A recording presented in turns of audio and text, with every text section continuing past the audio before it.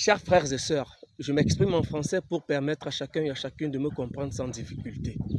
Je prends la parole aujourd'hui pour vous parler d'un projet qui me tient profondément à cœur et qui se présente comme une urgence. Documenter la faune et la flore de notre région avec leur nom en langue banco. Quand nous parlons de faune, nous parlons des animaux, grands comme petits. Nous parlons des poissons de nos rivières, des oiseaux de notre environnement et de nos forêts. Nous parlons des insectes, des reptiles et de toutes ces espèces que nos ancêtres et nos grands-parents savaient reconnaître, nommer et utiliser, mais dont les noms se perdent aujourd'hui. Il en va de même pour les plantes, arbres, herbes médicinales, plantes alimentaires, plantes rituelles. Chaque nom bancoun porte une histoire, un usage, une connaissance. Concrètement, le travail que je veux mener consiste à aller sur le terrain, village par village, forêt par forêt, rivière par rivière.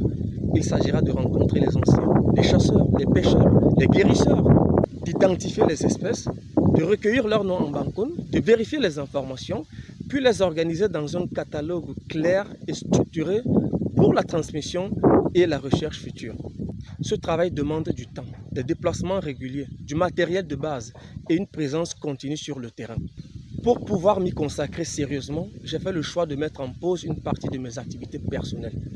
C'est un sacrifice que j'accepte parce que je crois profondément à l'importance de ce projet. Mais je ne peux pas avancer seul. C'est pourquoi je fais appel cette fois encore à votre soutien financier.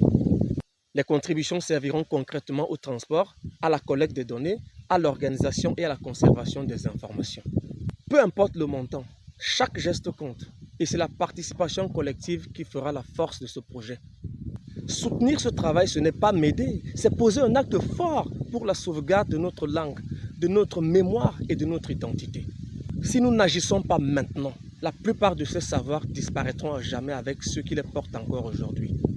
Je vous remercie sincèrement pour votre écoute, votre solidarité et votre engagement.